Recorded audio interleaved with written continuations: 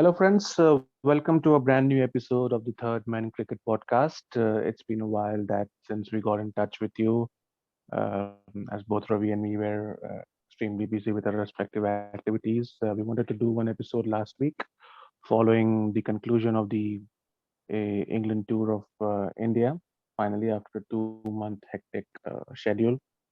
But nevertheless, here we are to just give you a recap of the just concluded three-match ODI series between India and England. I've got my friend Ravi with me, and we'll also go through a bit of details as far as the women cricket series between South Africa and India was concerned, as we take our women's cricket also very seriously over here. So, hi there, Ravi. How are you doing? All good, boy. Glad to be back. I mean, of course, we've been trying to catch up, considering the heavy load of cricketing action taking place. But yeah, of course, time necessarily didn't permit. I hope you had a very nice, pleasant, long weekend. Of course, things are quite testing here in India as well with COVID and all. But yeah, of course, we do have cricketing action, which just finished a week ago, and also there's a lot more cricketing action come going to come in the form of, I'll say, IPL 2021. Just can't wait. Uh, so yeah, that's pretty much it. I mean, uh, has been a great one solid week of proper ODI cricketing action. To be honest, with respect to the India versus England ODI series, I didn't uh, expect it to actually go down to the wire that way, especially the third ODI. But due credit to England, they were not necessarily playing their best team. They were not necessarily playing the best 11. Uh, but credit where it's due. I think the beautiful setup that they have, the right combination that they picked, and of course the flat Pune track also had their favor. Uh, to be honest, more than the performances, I first wanted to highlight about how uh, foolish that track was. If any sulking that necessarily had to take place during this entire England tour of India, it had to be for this Pune track, and how those three games were just proper high played on proper highways with loads of runs scored by everyone, wherein bowlers were just, I'll say, mechanically programmed to ball, just do something out there because they were getting hit some way or the other. But having said that, there's not much outrage because there was a even contest between bat and ball. But we totally ignored the fact, probably the cricketing world also totally ignored the fact that the bowlers were just not necessarily in the picture. So I wanted to start on that note, and then uh, not necessarily give a detailed review of what exactly happened, but a few highlights of the innings were definitely Shikhar's first game, first ODI. I really liked. I wanted them to genuinely get 100. KL, and after his poor form in the T20 series and the way he has come back with a century and a 50 and whatnot, so it was quite. Uh, I was quite happy to see, and also Pant rising up to the occasion, especially in the third ODI, wherein we were genuinely in a spot of bother. But Gaia scored about, I think, 78 and 77 respectively in the second and third ODIs, and that necessarily proved to be very, very, very important. Uh, the Virat Kohli's 100 has to still wait, the 71st 100. Nonetheless, we did see him to be in the form with those handsome 50s and 60s. But having said that, uh, we know how good he is, and anything less than 100 still feels a bit odd. And it's high time probably he comes back with 100 maybe in this IPL. Tough question, tough ask, but nonetheless, he's capable, and we're going to see some chunk of it. The last point I also wanted to talk about, to when we discuss about the England tour of India, especially the ODIs, was the way one single bowler actually stood out, whereas the others have gone for loads of runs. Uh, Redemption of Bhuvneshwar is something that I've never expected after those consistent injuries that he was picking up. To be honest, he's been in quite a huge workload with the domestic season also that he's played, and subsequently the five T20s he's played, wherein he was the man of the series, and then the three ODIs as well, wherein he's been just terrific. With immense pride, I'll tell this. I'm really glad that he's back, and now suddenly, all of a sudden, he even may look a very strong probable for also the World Test Championship finale. But of course, I don't think a lot has to depend on IPL. But at the same time, Virat and Ravi Shastri will be closely looking at his form, also considering the prowess, the swing prowess that he has, and how he can actually move it back in Southampton. Final points, I'm indeed very glad with the way India has performed. A couple of ifs and buts, couple of uh, I'll say pain areas wherein I thought India could have accelerated much better in between the overs, wherein Kohli took some time, not necessarily dealt in boundaries. KL initially took some time, but nonetheless, of course, the series did end in our favor. Had Sam Curran hit those 8 extra runs, I think Twitter would have been on fire with respect to how Rohit is better captain, whatnot. And we did see some hints of that rivalry, though there was bromance brewing between the both greats. But of course, we needed some soap opera to be actually busy with, isn't it? So overall, I'll say great series for us. No Bumrah, no Shami, no Jadeja, but indeed it's an achievement to win this with this very decent bowling lineup.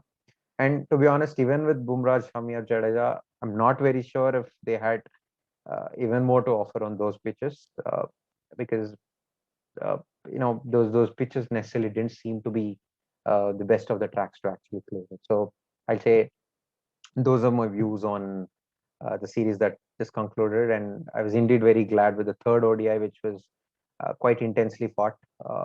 Sam Curran's innings, and the changes towards the end, and the way we've negotiated, and I think that was one solid ODI game that we got to watch in the last few, I'll say, even probably 18 months. And of course, there was one terrific ODI that just took place yesterday as well. But yeah, nonetheless, that the third ODI was amazing to watch. So that's pretty much it from my side. And what's your views, Baya? What do you think? Uh, what are your highlights for the ODI series?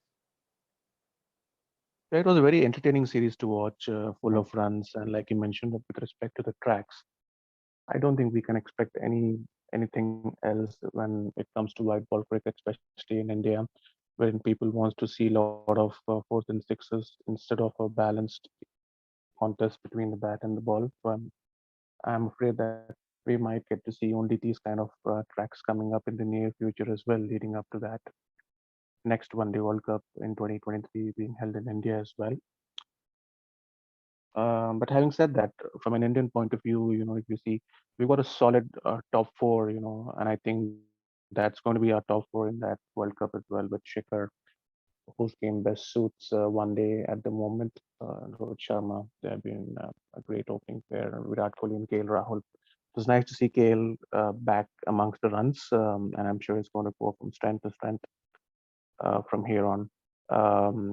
Rohit and Virat, I think, would be the two most disappointed people because Rohit Sharma got start in all the three games, and then he's normally not a batsman who would chuck it away, especially in the one-day format after scoring those 25, 30 runs.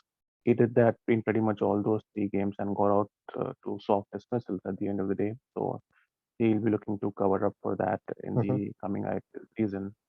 And Virat Kohli, as we know, he also hardly chucks it away once he crosses 50. So in a couple of games, we saw him getting out in 50s and 60s. And this was the format from which he started his spree of hundreds. So he's just waiting for that elusive 100 to kickstart his campaign again. And I'm sure that once that elusive 100 comes over, the floodgates are definitely going to open. And it was nice to see Shikhar Dhawan amongst runs. As I mentioned, this is the format out of the three formats that suits him the best, and I think he might end up playing only this format until the 2023 World Cup. The way he played in the first game and also the third game was very nice to see and refreshing to see the old Shikhar, the one that we know, who just takes that bit of time and then explodes. And followed by that top four, we have Rishabh Pant at number 5, Hardik Pandya at 6, and we saw Krunal Pandya coming in at number 7. And one of the pain points in this series was, as you mentioned, we not having enough acceleration power in the 10 to 30th over period. So that 20 over period is something that we need to look at. Similarly to what Virat Kohli said before the start of the T20 series, that we need to reinvent ourselves as far as the Mhm. T20 format is concerned. And then we saw him making that move up the order with Rohit Sharma and somebody like Surya Kumar Yadav coming in, and then there was no loss of momentum over there. So I guess we might need to rejig our strategy. Not that these players are not capable. The top four need to make sure that now they change according to the situation as well, because let's face it, 350 is going to be the par score now in one day internationals on such tracks. And considering the next World Cup is going to be held in India, even after you score 350, you're not going to be sure if you're going to win the match or not. So if you want to push it up to 375, 400, then you got to be more proactive at the top of the order, following which you can double up or more than double up that scores in the last 20 overs for the likes of Pant, Pandya, Jadeja, Krunal Pandya to come in and do that power hitting. We saw that in the third match, where Rohit and Shikhar, who were very conservative in the first two matches, learned from that and were aggressive from the get go. And although we only ended up with 339, it was only because of our no uh, what do you call no fear approach. Mhm. Something similar to England, that we were able to achieve that. So I think that's going to be the template going forward, that we have to maintain that tempo in pretty much throughout the entire innings, because where India has been successful so much in the last, say, 10 years in the one day format was either of the top three or two out of the top three, pretty much scoring in every match. And then in the last 10, 15 overs, we would come and, score those runs and get ourselves to 325, 330, and then win the game. But with the way, power rating is coming into the scheme of things with respect to all the other teams as well, we need to be more proactive and make sure that we uh, be aggressive Mhm. and start getting those huge scores.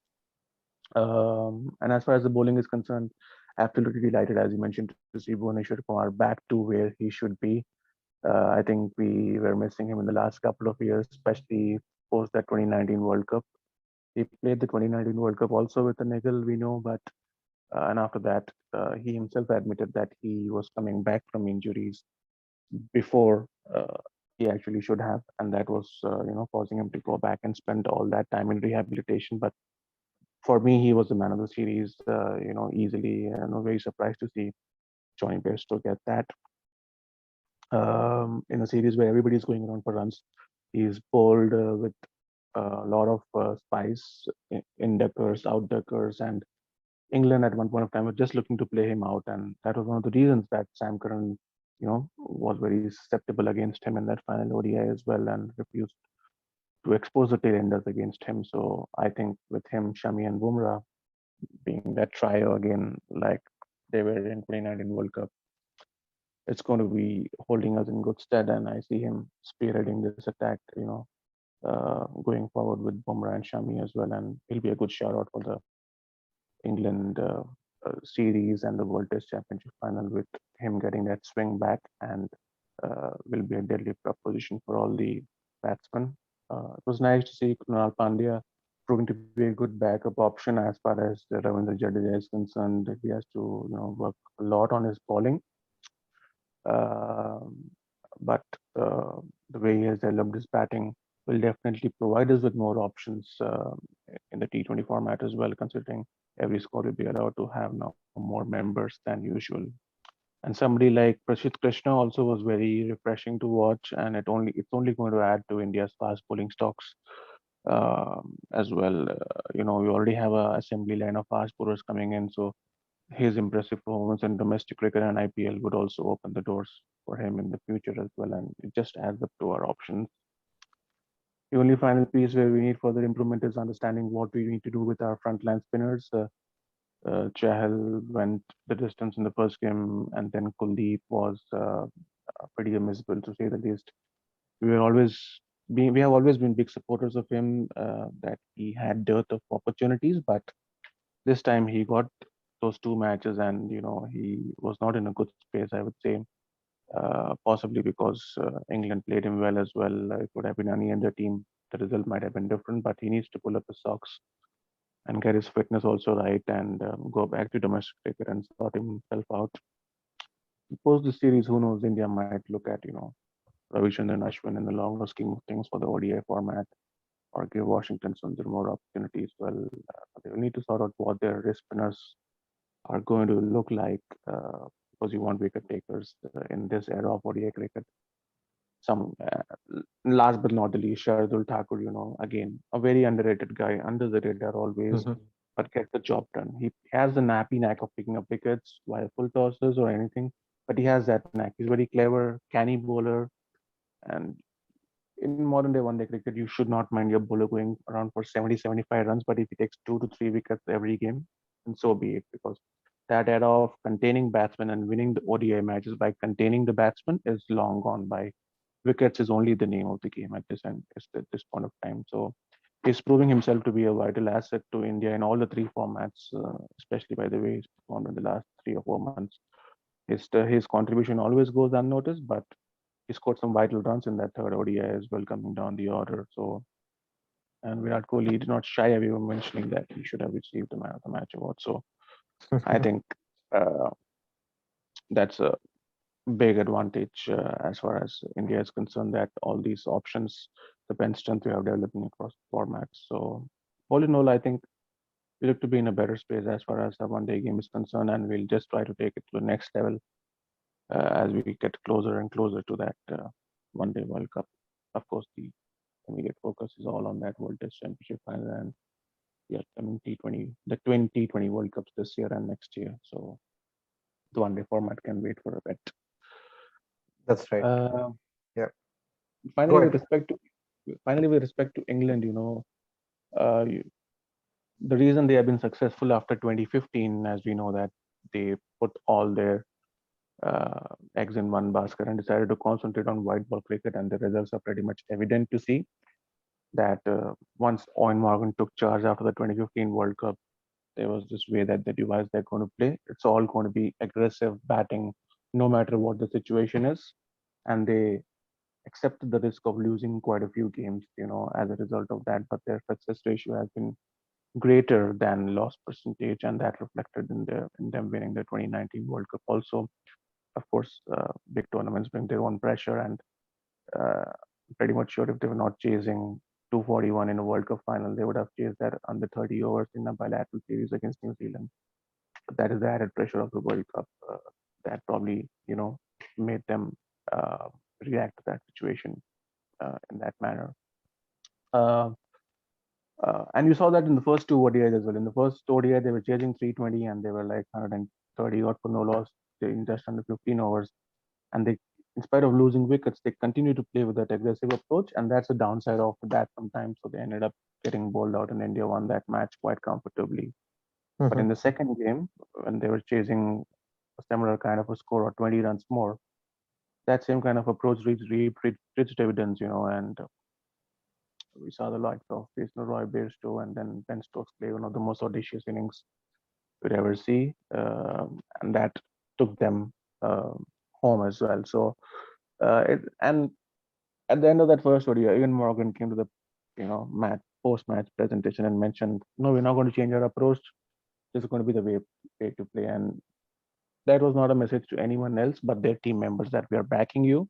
That's You right. play your game, go out and score. Doesn't matter if we have a few hiccups on the way, but we know that more often than not we'll end up on the winning side. So they have been a sort of a trendsetters as far the modern ODI game is concerned in the last 5 or 6 years, and India and the other teams will definitely take cue from that. And I feel that if you have to win the next World Cup, then that's the way to go. Go hard with your bat and be aggressive with your bowling as well. At the end of the day, team that scores more scores than sixers wins, or the team that wins, or the team that takes consistent wickets coupled with that will be very successful. So interesting to see their approach going forward as well. But thoroughly enjoyed them entertaining us in this series as well. Certainly, yes. Lovely. Very well put. there, Pawan. Of course, I mean, we're going to the next leg of IPL, and then the next 3 years is going to be really interesting. Till probably the World Cup of, which is going to be held in India. There's constantly some or the other ICC event constantly taking place. To be honest, last 5 years has been a bit dry with only the World Cup in between. But of course, now I think there'll be a lot many more Twitter fights, lot many more rivalries that will be spoken about. So it's going to be really fun, and I'm genuinely looking forward. So uh, now coming to this, the finally the I'll say the restart of the women cricketing season, with keeping in mind the bio bubbles and all the COVID restrictions in place. I mean, firstly, it was amazing to see uh, ODI cricket or even T20 cricket back. But having said that, of course, it didn't necessarily. India were not at their best, though they were playing the best team, and I think due credit to South Africa. I think the South Africa women team are more competitive than the men's team, probably, at least in their own space, perhaps, because that I've seen that it was some good quality cricket from South Africa women as well, and I also wanted to pick up some points from you. What is that you necessarily felt about it? And then, of course, once we're done, probably with summarizing this piece, I think we should also talk about the question being raised not necessarily by many Indian women cricketers, but a lot many more from across the globe, mainly England, Australia, and New Zealand, or even South African cricketers, how they're kind of prompting BCCI to invest heavily in a full-fledged season of Women IPL. So we can talk about the pros and cons of that as well. Over to you, Pawan. There. Yeah, it was so nice to see the Indian women come back to the cricketing arena after a hiatus of more than a year. We saw the other women cricket teams playing in the meanwhile, but for some or the other reason, Team India was not there on the park. So it was nice to first of all see them out on the park, playing a five-match ODI series and three-match T20 series at the Ekna Stadium in Lucknow, which is also called as the Atal Bihari Vajpayee Stadium. And they started off with the five-match ODI series, and again, it was a bit of rustiness that was pretty much evident amongst the Indian squad when they were playing after such a long time, and they were coming to terms with international cricket, which is a very unforgiving place. And South Africa, in the meanwhile, had come back to play already before them, and they had some home series played against Pakistan and all the other teams over there as well. So they had before they came into this series and were very much prepared. And I think they pulled off some of their highest ever chases in the one-day history. And many people in South Africa, like Firdous Muda, reckon this to be the watershed moment as far as South African women team is concerned. Because if we traditionally see women's cricket, the stronger teams have always been Australia, England, and New Zealand. India has come up the ranks in the last 4 or 5 years brilliantly. Then South Africa, Pakistan, Sri Lanka. These are sort of considered to be the lower rung teams as far as women's cricket were concerned, including India 4 to 5 years ago. And now this space is getting more and more competitive, and that's the reason why the Indian team also need to pull up their socks. And the reason women's cricket has garnered so much of attention, especially in India, is we reached the final of the 2017 World Cup, the One Day World Cup, and then the 2020 uh, T20 World Cup as well last year, which was seen by the record crowd in MCG.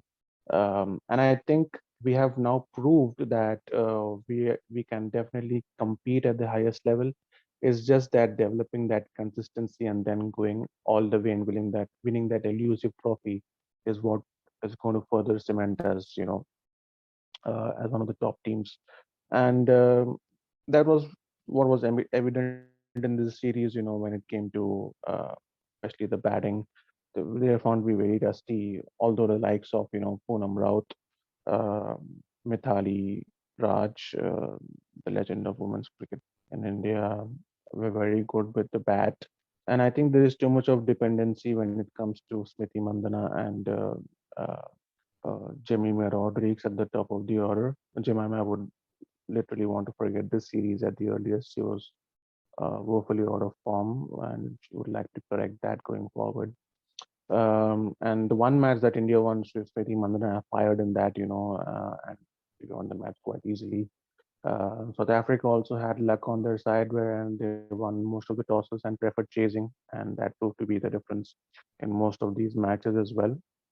Um, and the kind of approach that South Africa had in their batting as well, they were pretty much aggressive right from the outset and followed it right through in the series throughout the innings as well. The likes of Lizelle, Laura Woolwart, Mignon Dupree, and Bosch, Sunil Luz, their captain, all fantastic with the bat throughout the series.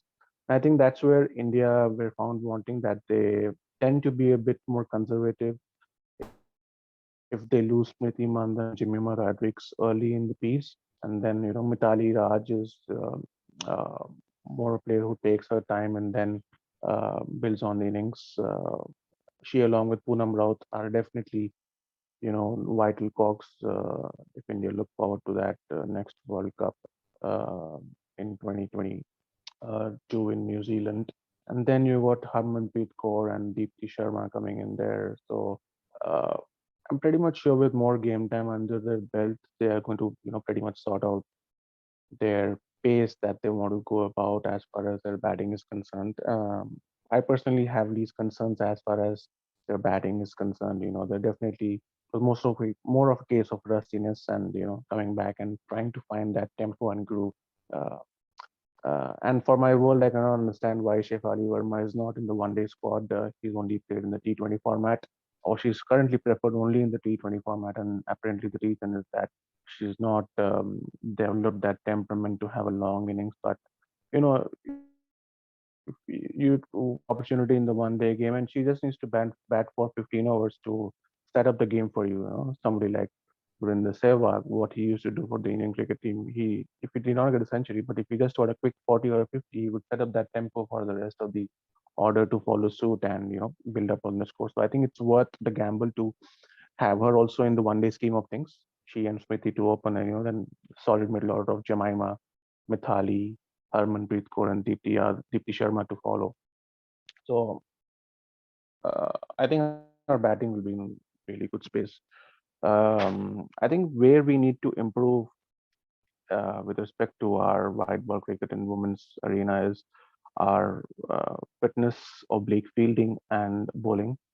I think for far too long we have been dependent upon our spinners to win us games, but in the last 5 or 6 years, all the women's teams have become extremely good at playing the spinners, and the likes of Poonam Yadav, Rajeshwari Gaikwad, Radha Yadav, Amanpreet Kaur, Deepti Sharma. We have a plethora of options as far as spinners are concerned.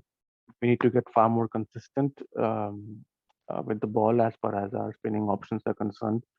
Uh, but the one area that we are clearly lacking is having good quality pace women.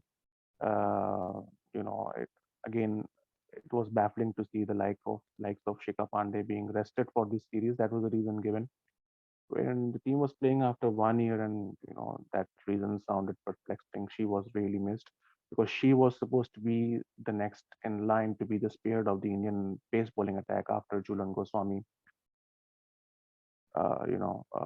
hangs up her boots, especially in the one day game. She no longer plays the T20 game, but especially in the one day game, we need to develop a fast bowling pool, and that's something that we will need to focus at the grassroots level as well. The likes of Purkeri Raman, Narendra Vani, who are in charge of the women's team, would definitely take note of that. Although we've got the likes of somebody like Amansi Joshi, Arundhati Reddy, Simran Bahadur. She was also a new player in this series. They came in and bowled, but they need to develop a pool of fast bowlers, and they need to get Shikha Pandey back as soon as possible to be the leader of that attack. Uh, and because they've become so used to this, the opposition has become so used to The Indian spinners putting the squeeze on them, that they take a lot of chances against these fast bowlers and score a lot of runs against them. And then when there is no pressure, they tend to play freely against the spinners as well. So that is one department that we will need to really focus on developing fast bowling talent for the women's team. And finally, the fielding. I saw the series, especially the T20s as well. The fielding was very pathetic, to say the least. I think the next move in the women's game is to have that level of professionalism like we have in the men's setup as well. Earlier, the thing was Indian women's team was not competing against the top nations like England, New Zealand, and Australia, like I mentioned. We are up there with the skill level. We have shown that to the world in the last 5 or 6 years. But now, if we want to be consistent and challenge this team and beat them day in and day out, that's what is going to make the difference. Having a good pool of fast bowlers and a strong fielding unit, and that's only going to develop with enhanced fitness levels. So I think I would like BCCI to lay more emphasis on that and improve the fitness standards of the women's team and set a benchmark for that as well, similar to the men's team, and that they should make that non-negotiable thing that you will not be selected if you don't pass a certain fitness parameter in the women's team as well. And then we will see all the players pulling up their socks, and that both things, skill and fitness have to go in tandem as well, as far as the women's game is concerned, because more and more power hitting is also coming into the women's game. But kudos to South Africa. They were without one of their leading players. I keep forgetting her name, but she was their captain as well. But all their remaining players, like I mentioned, Lizelle, Laura Woolward, Shabnam Ismail, Marizan Kapp, all were absolutely fantastic in this series, and they deserve their series win. And this makes it very, very, very interesting for us to watch. The more teams that are out there in the women's space that are competitive, the better it is for the game. And I was also reading that BCCI is planning to hold a women's test match between India and England as well going forward. So that is also a step in the right direction. And you should see them playing more and more series regularly in the coming years as well. And as you mentioned, that dream of having a fully fledged women's IPL is also not far. I think BCCI should be able to take that decision. And just as we saw how IPL, helped the Indian team find out that talent pool in the last 10 to 12 years, I think that's going to be um, detrimental to Indian women's cricket as well. You're going to find more talent locally. Plus, you'll have all the big international stars coming and playing with these young women cricketers from India, and they'll get to learn a lot by sharing the dressing room space with them. So I don't think that day is far off when we see they can start off with a four-team IPL or a six-team, even a six-team IPL looks good, to make it more competitive. But definitely in the longer scheme of things, I see that eight-team women IPL being organized sooner rather than later. That's true. But having said that, I mean, there are a few discussions that necessarily have to take place before any of the IPLs or any of big events are organized. And one aspect of it is, I mean, there's no easy way or a tough way to say is about the commercial lucrative, numbers that are also going to flow. While it will definitely help the game, and uh, it's also important to understand what would necessarily be the viewership. uh, Sometimes it's not only about affirmative action or probably few conscious calls that you intend to take for the sake of taking, but also has to directly be in proportion uh, to also the returns, maybe if in the maybe in the long term, if not immediately yet.